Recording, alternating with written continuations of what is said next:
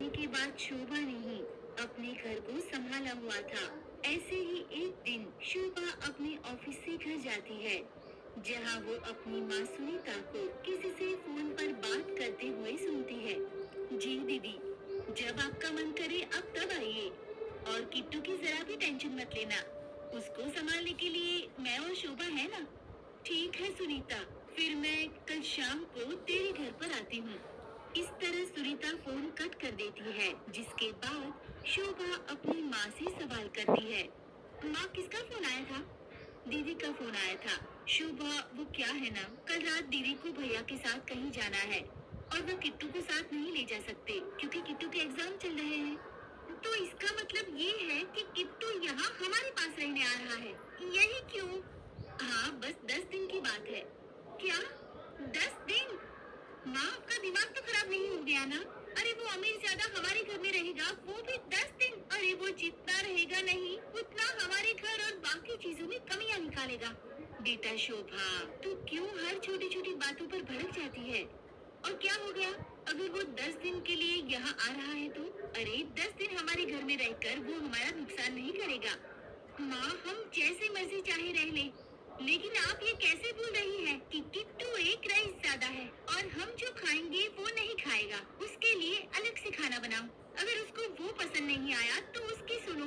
माँ देखो, मैं उसको मैनेज नहीं कर सकती। हाँ तो और क्या करूँ? अरे वो मेरी जेठानी और तेरी ताई जी का लड़का है, हम उन्हें मना नहीं कर सकते। उनकी बात मानना हमारा फर्ज है। फर्ज? कैसा फर्ज माँ? इन लोगों का फर्ज तब कहा गया था जब हमें इन लोगों की सबसे ज्यादा जरूरत थी। जब पापा ने हमें और इस दुनिया को छोड़ा, तब कहाँ गए थे ये लोग? अरे तब तो उन्होंने हमारी मदद करने के लिए साफ साफ इनकार कर दिया था। लेकिन आज जब उन्हें हमारी जरूरत पड़ी है तो वो मुंह उठाकर आ रहे हैं हमारे पास। ताई जी और ताऊ जी है, ठीक उसी तरह उनका बेटा भी है। मुझे ना तो उनका बेटा पसंद है और ना ही वो लोग। अरे अपनी अमेरिका का घमंड उन्हें इतना है कि वो लोग हमें कुछ नहीं समझते। देख शोभा, अभी तू गुस्से में है, इसलिए मैं तुझसे ज्यादा बहस नहीं करूंगी। मैं बस तुझे इतना बता रही हूँ कि कल तेरे ताई और ताऊजी आ रहे हैं, इसलिए उनके स्वागत के लिए तू ऑफिस से जल्दी छुट्टी ले लेना, क्योंकि मैं अकेले घर में काम नहीं कर सकती। शोभा अपनी माँ की बातों का कोई जवाब नहीं देती और वहाँ से गुस्से में चली जाती है। देखते ही देखते अगला दिन भी आ जाता है, लेकिन शोभा अपनी ऑफिस से जल्दी छुट्टी नहीं लेती। ये देख सुनीता को बहुत गुस्सा आता है। इस लड़की को मैंने कहा था कि आज जल्दी छुट्टी ले ले, लेकिन इसने मेरी बात नहीं मानी। सुनीता खुद से ये बात कर ही रही होती है कि तभी उसके दरवाजे पर किसी के आने की दस्तक होती है, और जब सुनीता दरवाजा खोलती है तो वो देखती है कि उसकी जेठानी, जेठ और उसका भतीजा किट्टू उसके दरवाजे पर है। उन तीनों को देख सुनीता अपने चेहरे पर एक झूठी मुस्कान लाती है और उन्हें अंदर आने को कहती है। दीदी आप आइए आइए, अंदर आइए। सुनीता की बात सुनकर जेठानी अपने पति और बच्चे के साथ उसके घर के अंदर आती है, जहां वो उसका छोटा सा घर देख उससे कहती है, मानना पड़ेगा सुनीता, जब से मेरा देवर इस दुनिया को छोड़ कर गया है, तब से तुमने मेरे देवर की एक आखिरी निशानी भी सही से संभाल कर नहीं रखी। बताओ, इस घर को उसने कितनी मेहनत और प्यार से बनाया था, लेकिन तुम दोनों ने इस घर का सत्यानाश कर दिया है। देखो, प्लास्टर कैसे जड़ रहा है और तुम खुद में सफाई नहीं रख सकते, लेकिन घर में तो सफाई कर ही लिया करो। पता नहीं मेरा बिट्टू यहाँ 10 दिन कैसे रहेगा। दीदी वो क्या है ना कि अभी शोभा को सैलरी नहीं मिली है, जब सैलरी मिलेगी तब इस घर को रिपेयर करवाने की हम दोनों ने सोची है। राम राम राम, तूने अपनी बेटी को घर से बाहर निकाल दिया। अरे मोटी बुद्धि लड़की को बाहर निकालने का मतलब समझ रही है तू? अरे एक बार लड़की घर से बाहर निकल जाती है ना तो उसके पर लग जाते हैं, और वो ऐसे ऐसे गुल खिलाती है जिसके बारे में तू सोच भी नहीं सकती। भाग्यवान तुम क्यों किसी के घर में आकर उसे राय दे रही हो? अरे ये इनका निजी मामला है, ये अपनी बेटी से काम करवाए या ना करवाए, इसमें ना तो मैं बोल सकता हूँ और ना ही तू। समझ में आई बात? अरे मुझे क्या मतलब है, मैं तो बस कह रही थी बाकी इसकी मर्जी है कि ये अपनी बेटी को कितनी आजादी देती है। मेरे बेटे का ख्याल रखना सुनीता। अगर मुझे ये पता चला कि मेरे बेटे को किसी भी तरह की दिक्कत या परेशानी हुई है तो देख लेना, मुझसे बुरा कोई नहीं होगा। माँ, आप इतनी परेशान क्यों होती हैं? वैसे भी चाची जी इतनी अच्छी हैं, वो मेरा अच्छे से ख्याल रखती हैं। तू तो चुप ही रहे। और जो इंसान अपने घर की सफाई नहीं रख सकता वो मेरे बेटे का ख्याल क्या रखेगा। खैर, मुझे क्या, मुझे तो तुझसे मतलब है। तू अपने घर की सफाई रख चाहे मत रख, मुझे फर्क नहीं पड़ता, लेकिन मेरे बेटे का ख्याल जरूर रखना सुनीता।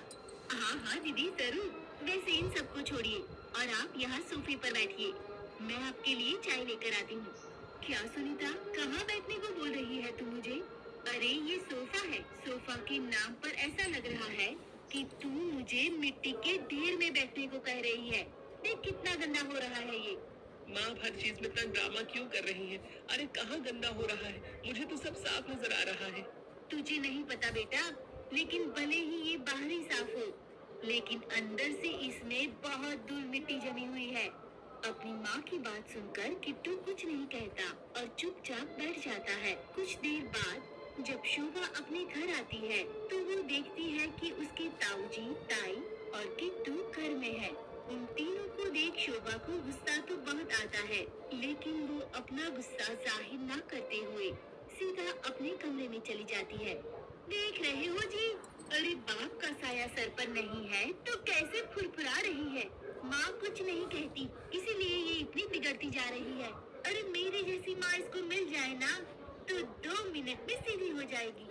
अरे भाग्यवान, मैंने थोड़ी देर पहले ही तुमसे कहा था कि तुम्हें क्या मतलब है कोई कुछ भी करे। अरे सबकी अपनी अपनी पर्सनल लाइफ है, तुम किस किस को बोलोगी? मुझे इसको देखकर गुस्सा आ रहा है। ना नमस्ते ना पैर छूना, पता नहीं कैसे संस्कार दिए हैं इसने। इस तरह कुछ देर रुकने के बाद सुनीता के जेठ और जेठानी वहाँ से चले जाते हैं, जिसके बाद सुनीता किट्टू को अपने पास बुलाती है और उससे कहती है, किट्टू बताओ तुम्हें क्या खाना है? आज मैं तुम्हारी ही पसंद का खाना बनाऊंगी। चाची जी, मुझे फिलहाल कुछ नहीं खाना। सच कहूँ तो मुझे शोभा दीदी से बात करने का मन है। जब से ऑफिस से आई है तब से अपने कमरे से बाहर नहीं आई है। वो मुझसे मिल भी नहीं रही है। पता नहीं उन्हें हमसे कौन सी नाराजगी है। अरे बेटा, वो तुमसे नाराज या गुस्सा नहीं है, बल्कि उनके पास ऑफिस का काम ज्यादा है, इसलिए वो मोस्टली अपने कमरे में ही रहती है। अच्छा, अगर ऐसी बात है। और उसे पसंद नहीं है कि कोई उसे काम करते हुए डिस्टर्ब करे। एक काम करो, तुम अपनी पढ़ाई करो, मैं तुम्हारे लिए खाना बनाकर लाती हूँ। जी चाची जी। लेकिन किट्टू, तुमने मुझे बताया ही नहीं कि आखिर तुम्हें खाना क्या है। चाची जी, आपको जो खिलाना है आप खिला दीजिए। मेरे कोई नाटक नहीं है कि मुझे ये नहीं खाना है या मुझे ये खाना है। और हाँ, अगर आप माँ की बातों को ध्यान दे रही हैं तो ध्यान मत दीजिए, क्योंकि माँ की आदत है कुछ भी बोलने की। अगर आप नमक रोटी भी खा रही है ना चाची, तो मैं भी वही खाऊंगा। ऐसे कैसे तुम नमक रोटी खाओगे? अरे तुम हमारे घर पर मेहमान बनकर आए हो और हम अपने मेहमान को इस तरह नमक रोटी नहीं खिलाते बेटा। बेटा भी बोल रही है और पराया भी कर रही है। किट्टू की बात सुनकर सुनीता उसको गले से लगा लेती है। थोड़ी देर बाद जब सुनीता खाना बनाकर आती है और अब जब सभी लोग खाना खाने बैठते हैं तो किट्टू देखता है कि शोभा अभी अपने कमरे से बाहर नहीं आई है, जिसे देखकर किट्टू इस बार खुद शोभा के कमरे में जाता है। दीदी, ये आप क्या कर रही हैं? क्या क्या कर रही हूँ? अरे भाई काम है, काम कर रही हूँ मैं अपने ऑफिस का। हाँ दीदी, वो तो मैं भी देख रहा हूँ, लेकिन मैं आपसे ये जानना चाह रहा हूँ कि आप मुझे इग्नोर क्यों कर रही हैं? जब से मैं आया हूँ तब से आप एक बार भी अपने रूम से बाहर नहीं आई हैं। हाँ, मैं मानता हूँ कि मेरे माता पिता के अंदर अमीरी का घमंड है, लेकिन मुझ में नहीं है दीदी। आप मुझसे तो सही से बात कर सकती है ना? देखो किट्टू, ज्यादा ओवर स्मार्ट बनने की जरूरत नहीं है मेरे सामने। अरे जिस तरह माँ बाप होते हैं ना, ठीक उसी तरह बच्चे भी होते हैं। और तुम्हें क्या लगता है कि मैंने तुम्हारी माँ की जुबान नहीं सुनी कि वो मेरे लिए किस तरह की बातें बोल रही थी? आपने सुनी होगी दीदी, नो डाउट, लेकिन आपका ये कहना गलत है कि जैसे माँ बाप होते हैं ठीक वैसे ही बच्चे भी होते हैं। अब आप अपने आप को ही देख लीजिए। चाची कितनी अच्छी है, वो मेरा कितना ख्याल रख रही है, लेकिन आप है कि आप मेरा जरा सा भी ख्याल नहीं रख रही। ख्याल तो दूर, आप तो मुझसे बात तक नहीं कर रही। क्यों बात करूं? और किस हक से बात करूं? अरे तुम अमीरों से बात करने का मतलब है कि खुद की सेल्फ रिस्पेक्ट गंवाना। और एक बार तुमसे बात करने की कोशिश क्या करूं? तुम लोग समझते हो कि हम तुमसे भीख मांग रहे हैं। नहीं किट्टू, हम भले ही गरीब हैं, लेकिन हम भिखारी नहीं हैं।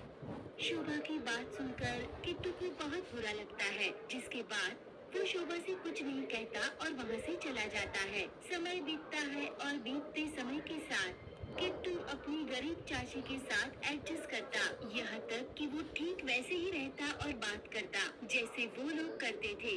किट्टू के साथ रहकर सुनीता बहुत खुश थी।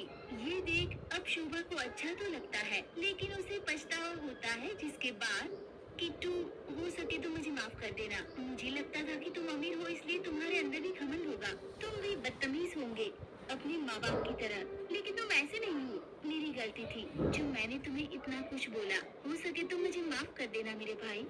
दीदी, छोटे भाई से माफी नहीं मांगते, उसको सीधा गले लगाते हैं। कल मैं वापस चला जाऊंगा, लेकिन इन 9 दिनों में मुझे यहाँ बहुत मजा आया।